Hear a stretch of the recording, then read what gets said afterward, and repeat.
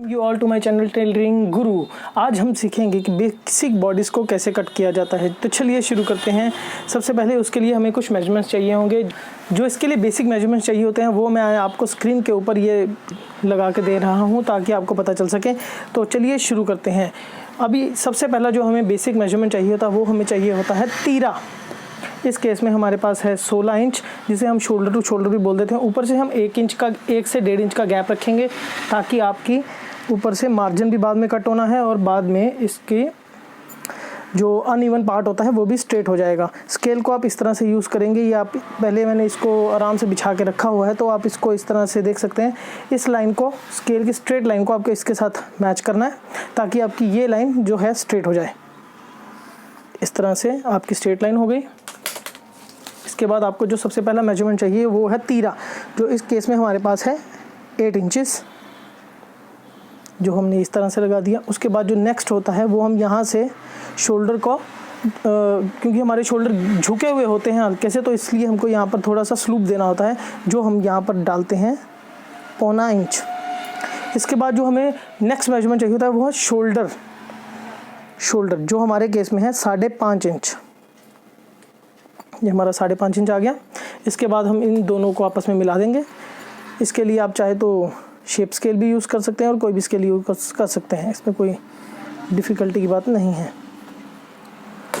इसके बाद हमें जो नेक्स्ट मेजरमेंट चाहिए होता है वो है हमारा शोल्डर टू वेस्ट लेंथ, जो इस केस में हमारे पास है 15 इंचेस।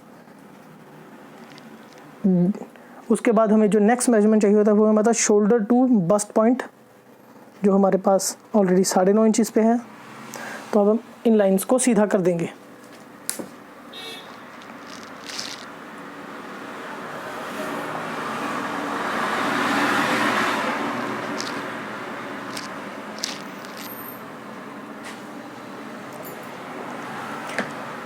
इसके बाद जो हमें नेक्स्ट चीज़ चाहिए होती है वो हमारी आर्म होल की लेंथ। इसके लिए एक सीधा सा मेथड होता है। हर टेलर अपनी तरफ से अलग मेथड यूज़ करता है इस चीज़ को करने के लिए। कई आपको रफली आइडिया दे देते हैं कि इतने इंचेस पे आप कर सकते हैं, लेकिन हमारे यहाँ पर जो मैं जो मेथड यूज़ करता हूँ वो होता है हमारी अपर चेस्ट को 5 के साथ डिवाइड कर दिया जाता है, जिसमें हमारे पास इस टाइम पे हमारे पास अपर चेस्ट है 35, जिसको 5 से अगर हम डिवाइड करते हैं तो हमारे पास आ जाता है 7 इंचेस। तो जिसकी हम मार्किंग ये सीधी कर लेंगे। तो ये हमारे आर्म होल की लेंथ हो जाती है।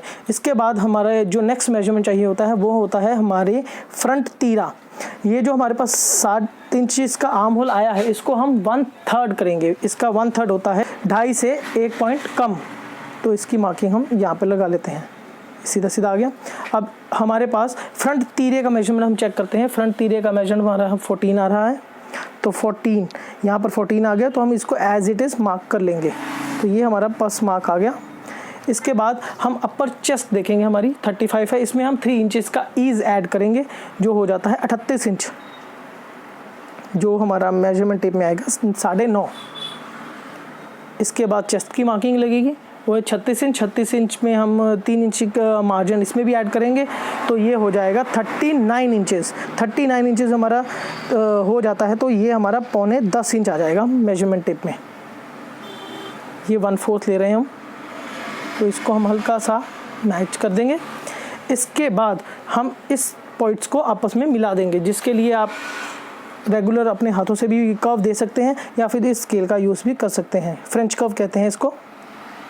इस तरह से आप इसको यहाँ से कर्व आपका शार्प आ गया, और उसके बाद आप इन पॉइंट्स को भी आपस में स्ट्रेट में मिला देंगे। हल्का सा कर्व में मिले तो कोई दिक्कत नहीं है। तो ये आपकी आर्म होल की शेप आ गई और आर्म होल की लेंथ भी प्रॉपर आ चुकी है। इसके बाद हम देखेंगे नेक का आर्क। इसमें हम नेक बनाएंगे, तो ये हमारे पास यहाँ से डिस्टेंस आ रहा है 2.5 इंचेस। हमारे इस केस में हमारे पास बैंड या नेक का आर्क होता है, इस केस में हमारे पास है 15 इंचेस। तो 15 इंचेस के हिसाब से हम इसको 2.5 इंच यहाँ पे रख लेंगे। तो उसके बाद हल्के से वी शेप में हमको जाना है। प्रॉपर राउंड नहीं करना है नेक को। नेक कभी भी प्रॉपर राउंड में नहीं होता। हमारा जो शेप होती है नेक की वो हल्के से वी शेप में होती है, जिसको ओवल, आप बेस्ट इसको ओवल कह सकते हैं। तो हल्का सा हम इसको मार्क ऐसे कर लेंगे। तो इसको अब हम देखते हैं ये कितना आया, हमारा 4.25 इंच आया है ये हमारा। तो इसको हम हल्का सा ओवल शेप में कर लेंगे ये। तो ये चीज़ हो गई, हमारी नेक की शेप प्रॉपर आ गई है। इसके बाद हम ये जो हमारे पास लेंथ थी चेस्ट की, इसको बाद में अब हम bust to bust point measure करेंगे, जो हमारे पास 8 इंचेस का है। ये 8 इंचेस का हाफ हम 4 इंच ले लेंगे यहाँ पर, ये आ गया।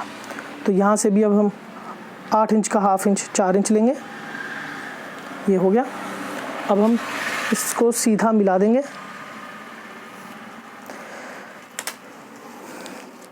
मोस्टली हम जो प्लीट्स लेते हैं, ये हम अब प्लीट ड्रॉ कर रहे हैं इसका, मोस्टली हम जो प्लीट लेते हैं वो हम लेते हैं 1 इंच का फ्रंट पे, और बैक पे भी 1 इंच का लेते हैं, जो बेसिक डार्ट्स होते हैं। कई बार ज़्यादा अगर वेस्ट और चेस्ट में ज़्यादा डिफरेंस आ जाता है तो अब हम इसको 1.5 इंच का भी ले सकते हैं। तो इस केस में हम 1 इंच का लेंगे अभी के लिए। तो यहाँ से अब हम 3.5 इंच का मार्क लगा देंगे डार्ट की लेंथ, ये आगे। तो यहाँ से हम हाफ इंच इधर को चले जाएंगे, हाफ इंच इधर को चले जाएंगे। ये हमारा चेस्ट के नीचे का प्लीट का मार्किंग आ गई। इसको हल्का से कर्व में आप ज्वाइन कर सकते हैं, ये लीजिए। इसके बाद अब हम जाएंगे वेस्ट लाइन पे। हमारे पास वेस्ट इस केस में है 32, जो कि 8 इंच आ जाती है। इसमें अब हम 2 इंच का ऑल ओवर में मार्जिन ऐड करेंगे लूज़ के लिए, जो हो जाता है 8.5 इंचेस। 8.5 इंचेस आ जाता है, लेकिन इसमें हम 1 इंच का प्लीट भी डाल रहे हैं, तो हम इसको भी इसमें प्लस कर देंगे।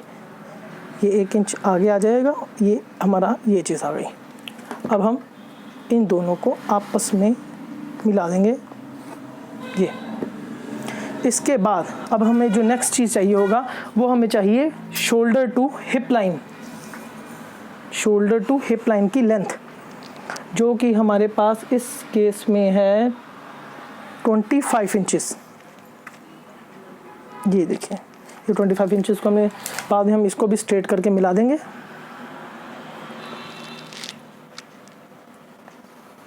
ये लीजिए। इसके बाद हम जो चाहिए वो हमें हिप आर्क चाहिए, जो हमारे पास इस केस में है 36। इसमें भी हम 3 इंचेस का मार्जिन ऐड करेंगे, ये भी 9.25 आ जाएगा। ये 9.25 आ गया। अब इसके बाद जो नेक्स्ट चीज़ हमें करना है, हम इस प्लीट को फुल फिनिश करेंगे, जिसको फिनिश करने का तरीका ये है। ये 3.5 इंच हमने यहाँ से लिया था, 3.5 इससे नीचे भी हम 3.5 इंच का ही लेंगे प्लीट। ये मार्किंग आ गई फुल। इसको अब हम इस तरह से शेप कर देंगे। ये हमारा फ्रंट प्लीट हो गया। मेक श्योर जब भी आप प्लीट बनाएं स्टिचिंग करते वक्त, तो ये कर्व में होनी चाहिए, ये सारी शेप कर्व में होनी चाहिए, और इसका जो एज आता है वो पॉइंटेड में होना चाहिए। इसको कर्व ना करें। अगर जो लोग इसको कई बार इस तरह से कर्व में दे देते हैं शेप, वो गलत होती है। आपको प्रॉपर वी शेप में इसको एंड करना होता है, तभी आपका ये जो गारमेंट है वो प्रॉपर फिट में आएगा, वरना यहाँ से हल्का सा बल्क करना शुरू कर देगा। तो इसके बाद हम इन दोनों पॉइंट्स को भी आपस में मिला देंगे। लीजिए, तो ये आपका फ्रंट बॉडीज तैयार हो चुका है। अब इनमें हम मार्जिन ऐड करेंगे। देखिए, जो हम मार्जिन ऐड करते हैं वो हम सिर्फ और सिर्फ चेस्ट, वेस्ट और हिप में दे सकते हैं, या लेंथ में भी दे सकते हैं। लेकिन जो शोल्डर आर्म होल में होता है, या शोल्डर लाइन में होता है, या नेक लाइन में होता है, इनमें मार्जिन कभी भी ऐड ऑन नहीं होता है। तो इस चीज़ को हम सिर्फ सीम अलाउंस दे सकते हैं इनमें। तो यहाँ पर अब हम 2 इंचेस के मार्जिन ऐड कर देंगे। 2 इंचेस का यहाँ पर कर दिया हमने, 2 इंचेस का यहाँ पर कर दिया, और 2 इंचेस का यहाँ पर, और 2 इंचेस का यहाँ पर। आप लोग चाहें तो 1 इंच का मार्जिन भी रख सकते हैं, आधा इंच का, 1.5 इंच का भी रख सकते हैं, वो आप लोगों के ऊपर है।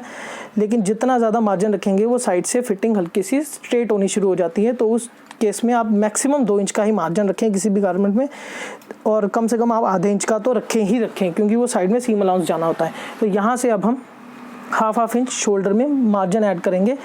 एक चीज़ का ध्यान रखिए, जब भी आप मार्जिन को इस तरफ बढ़ाते हैं तो आर्म होल भी आपका, जब भी हमारी बॉडी बढ़ती है तो अगर वो साइड वाइज विड्थ वाइज बढ़ती है तो वो लेंथ वाइज हल्की सी डाउन होती रहती है। तो इस चीज़ में आप अगर इसको हल्का सा हाफ इंचेस डाउन में कर सकते हैं। यहाँ पर 2 इंच के मार्जिन हो जाने के बाद तो आपकी शेप कुछ इस तरह से आ जाएगी। कल को आप जब अगर लूज़ करेंगे तो आप यहाँ से सीन लगाएंगे तो ऑटोमेटिकली आपका आर्म होल भी बड़ा हो जाएगा हल्का सा। तो इसके बाद हम इसमें हाफ इंच का मार्जिन ऐड करते हैं। यहाँ पर आर्म होल में हम हाफ इंच का मार्जिन ऐड करेंगे। तो ये हमारा 1/2 इंच इसका मार्जिन ऐड हो गया, और यहाँ पर भी हम शोल्डर लाइन में भी 1/2 इंच का मार्जिन ऐड कर देंगे। तो ये आपका, ये देखिए यहाँ ये दोनों जगह हम 1/2 इंच का मार्जिन ऐड कर रहे हैं, लेकिन जो नेक लाइन होती है इसमें 1/2 इंच का मार्जिन नहीं दे सकते, क्योंकि वो खड़ा होना शुरू हो जाता है, बल्कीनेस आनी शुरू हो जाती है। इसमें हम 0.25 का मार्जिन ऐड करेंगे, सिर्फ ये 0.25 का मार्जिन ऐड होगा, ये देखिए। तो इसमें अगर आप चेक करें तो ये 0.25 का मार्जिन है, तो इसमें हम 0.25 का मार्जिन ही ऐड करेंगे, ये देखिए। तो इस सब में आपके मार्जिन ऐड ऑन हो चुके हैं। अब हम इन्हें सिर्फ मिलाएंगे हल्का सा। तो ये आपका मार्जिन हो चुका है। अब हम लगाएंगे, अब हम इसको कट ऑफ कर लेंगे। नीचे भी मैं 1/2 इंच का मार्जिन दे रहा हूँ, तो हम इसको सीधा सीधा अब कट ऑफ कर लेंगे। ये आपके फ्रंट की मार्किंग हो चुकी है। इसको अभी के लिए हम सिर्फ सीधा काटेंगे, नेक की शेप को कट नहीं करेंगे, क्योंकि हमें अभी इसको बैक पे भी लेकर जाना है। तो ये आपका इस तरह से कट ऑफ हो जाएगा सारा।